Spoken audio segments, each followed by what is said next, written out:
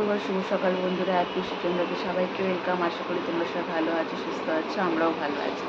তো এখন প্রায় 8:15-20 মতো বাজে। 6টার থেকে কারেন্ট নেই। ভাবো, এই 7:30টায় কারেন্ট এলো।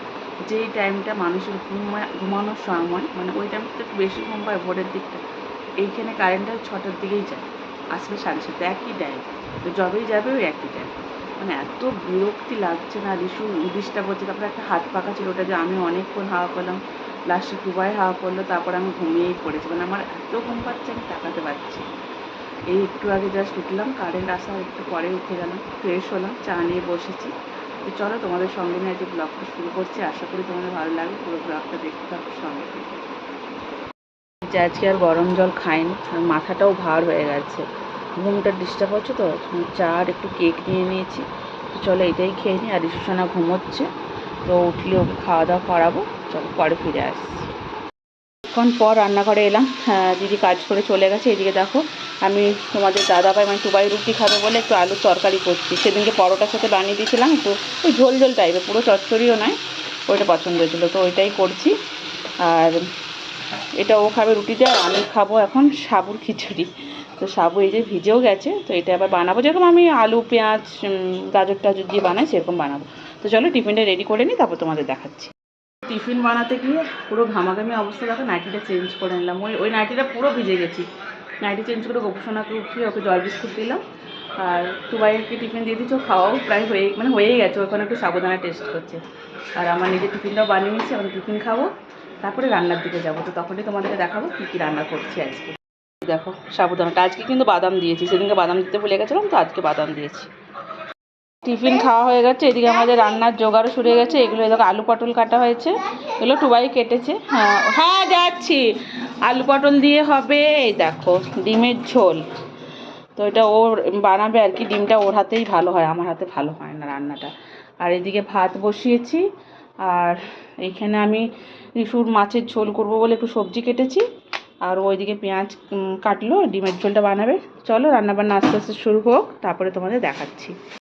আমার উপরে দায়িত্ব পড়েছে, কাজু আর বাদাম এখানে থেতো করতে বলেছে। আর ওইদিকে যে রান্নার করছে আর কি, আমি নিচ থেকেই তোমাদের দেখাচ্ছি। আর ওইদিকে হচ্ছে রিসুর মাছের ঝোল বসেছে, আর এদিকে আলু পটলটা ভাজা হচ্ছে।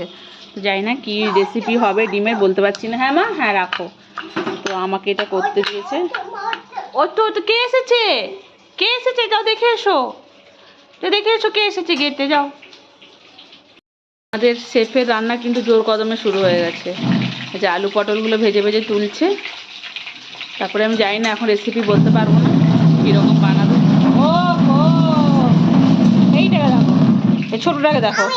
আমি এটা ছোটো নিয়ে যাও, ছোটো ছোটো নিয়ে ছোটো।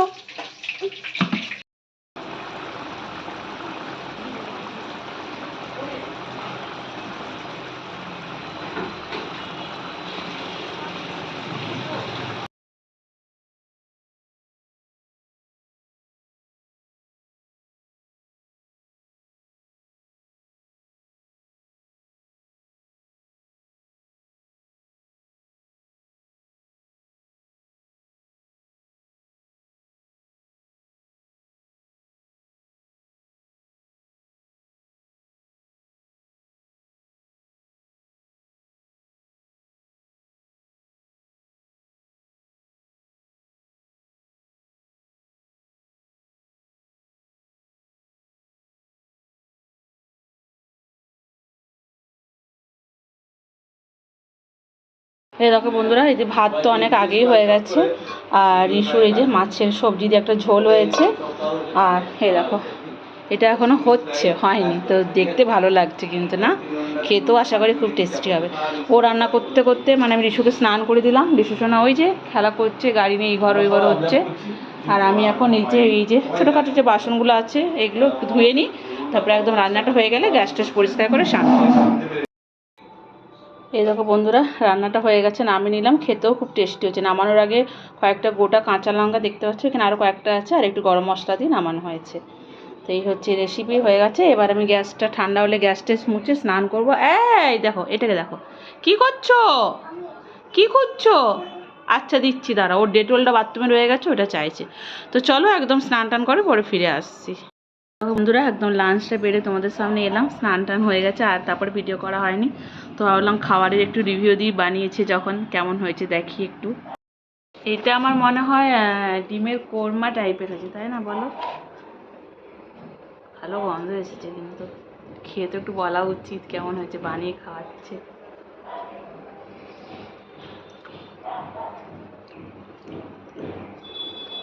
ভালো লাগছে। কেমন লাগছে ডিমটা জানো? মনে হচ্ছে যে নারকেল কোড়া দেওয়া হয়েছে।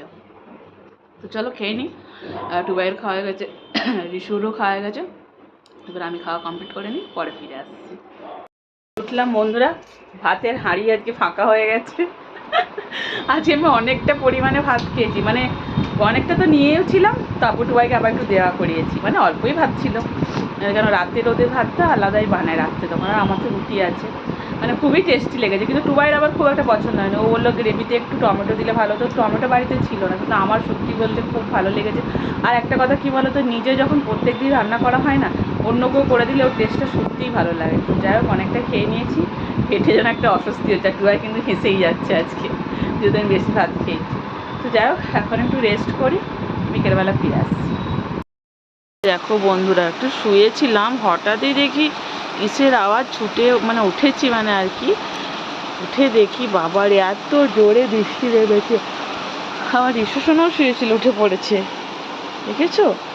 আর পুরো অন্ধকার হয়ে গেছে, অনেক সময় থেকেই মেঘ ধরেছিল। এইদিকে জানলা টানলা সব লাগালাম, এদিকে জল আসা শুরু হয়ে গেছে, মানে ঝিটাস দিয়ে রীতিমতো বৃষ্টি আসছে। হ্যাঁ বৃষ্টি বৃষ্টি, রিসু সোনার জামাগুলো তুললাম, এগুলো ঝিটাসি হয়ে গেছে। হ্যাঁ বাবা গিয়ে রে।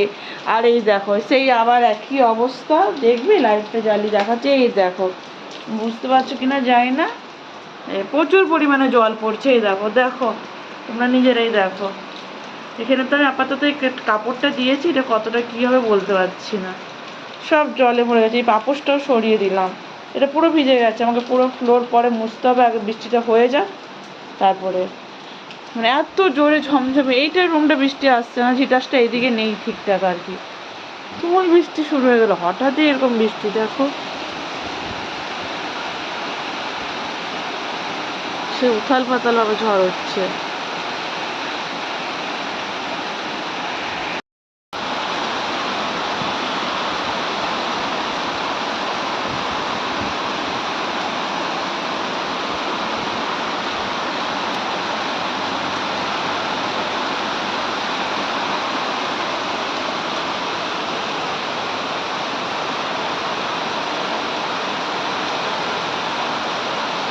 দেখো বন্ধুরা, বৃষ্টিটা একটু কমতে জলটাও পড়া বন্ধ হলো, আমি সব নিচে মুছলাম।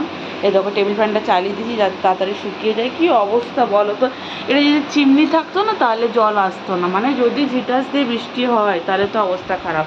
গ্যাস ট্যাস আবার সব মুছলাম, এগুলো পুরো জলে ভর্তি হয়েছিলো, তো কাপড়টাও বাইরে মিলে দিচ্ছি। এখন বৃষ্টিটা কমেছে, ওই ঝিরঝির ঝিরঝির করে পড়ছে, দেখবে বাসনের ওপরেও সব জল, এই দেখো এগুলো সব ভিজে গেছে। তো চলো এখন বাসন টাসন গুছিয়ে রিসুকে খাওয়াই, পরে ফিরে আসছি। রিসু সোনাকে যে খাবার খাই দিয়েছি, ও খাটে বসে খেলা করছে। আর বাইরের আকাশটা দেখো কি সুন্দর লাগছে আজকে বৃষ্টি হওয়ার পরে, তাই না? আর আমার এই যে চা রুটি আর একটু এই পাঁপড়িগুলো নিয়ে এসেছি, তো এটা আমি এখন টিফিন করব। বিকেলে চা বলো টিফিন বলো সব এটাই আমার।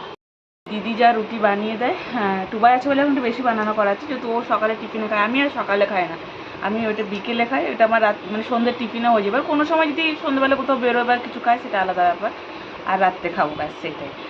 আর ভাবো বৃষ্টি এমন হলো, বৃষ্টি হতে তো ভালোই লাগলো, কিন্তু গরমটা কমেনি, সেই গুমোট গরম, আবার ঘাম দিচ্ছে, অথচ এতটা পরিমাণে বৃষ্টি হলো। আর আমার রান্নাঘরে বেহাল অবস্থা, সেই জল তো তোমাদেরকে দেখালাম, আর ওই সাইডে যে র্যাকগুলো ছিল ওর নিচেও পুরো জল ছিল, সেটা আমি এখন চা করতে গিয়ে দেখলাম। আবার ওখান থেকে বাসন টাসন নামিয়ে সব মুছলাম।